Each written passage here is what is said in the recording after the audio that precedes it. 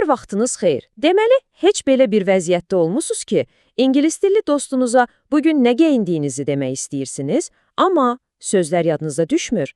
Bax, bugün məhz bu problemi həll edəcəyik. Gündəlik geyimimizi ingiliscə təsvir etmək üçün lazım olan ən əsas sözləri birlikdə öyrənəcəyik. Yaxşı, gəlin bir sınaq edək. Bax, elə indi. Əyinizdə nə var? Bunu ingiliscə təsvir edə bilərsiniz? Bəlkə biraz çətin gəldi, hə? Amma heç narahat olmayın.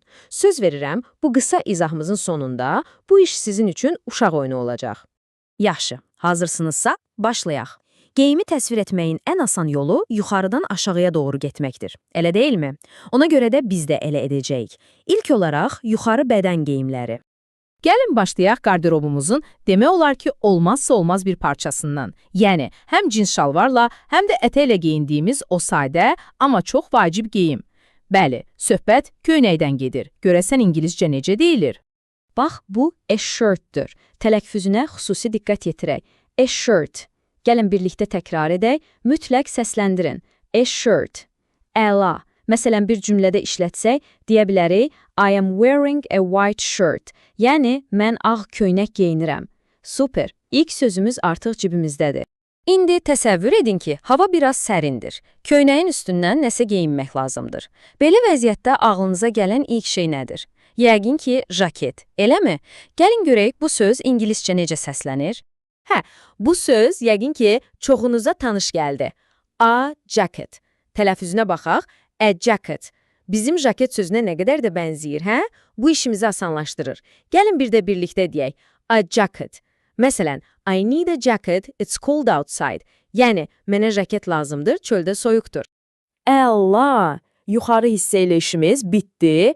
İndi geyimimizi tamamlamaq üçün keçirik aşağı hissəyə, yəni şalvarlara və ətəklərə. Yaxşı, növbəti sözümüz hər kəsin, bəli, demək olar ki, hər kəsin qarderobunda var. Söhbət əlbəttə ki, şalvardan gedir. İstər cins olsun, istər parça. Bəs ingiliscə necə deyilir? Bu söz pants'dir. Tələffüz edək, pants. Və burada çox maraqlı bir detal var, diqqətli olun.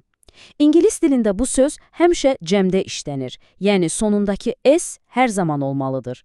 Heç vaxt pant demirik. Bu vacib bir qaydadır, yadda saxlayın.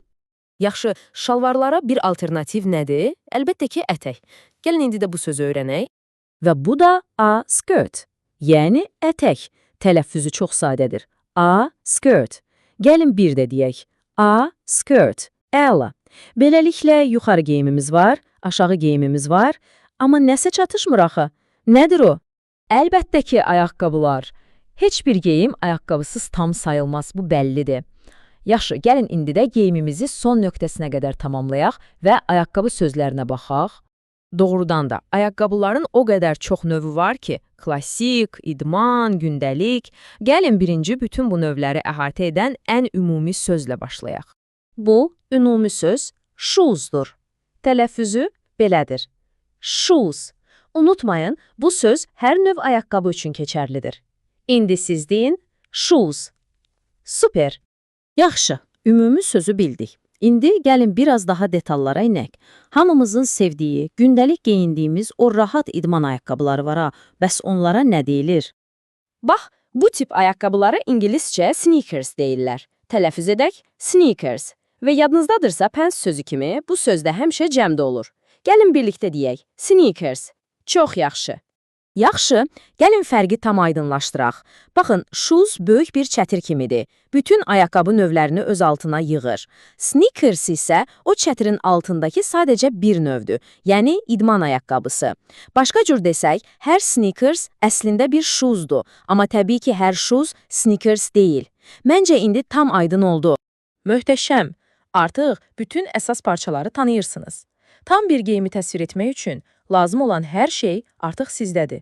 İndi isə nə etmək lazımdır? Əlbəttə ki, öyrəndiklərimizi yoxlamaq. Hazırsınız? Gəlin çox sürətli bir təkrar edək. Görək yadınızda nə qalıb? Mən deyim, siz də yaddaşınızı yoxlayın. Getdik. A shirt, a jacket, pants, a skirt, shoes və sonuncusu sneakers. Əla. Bax, bu 6 vacib söz artıq sizin lüğətinizdədir. Və indi ən əsas məsələ, yəni sizin növbəniz. Elə bu dəqiqə əyninizə baxın və deyin, bugün nə geyinmisiniz? Öyrəndiyimiz sözlərdən istifadə edib öz cümlənizi qurun. Bəlkə I am wearing a jacket, a shirt and pants. Yoxsa I am wearing a skirt and sneakers. Gördünüz, artıq siz öz geyiminizi ingiliscə sərbəst şəkildə təsvir edə bilirsiniz. Təbriklər!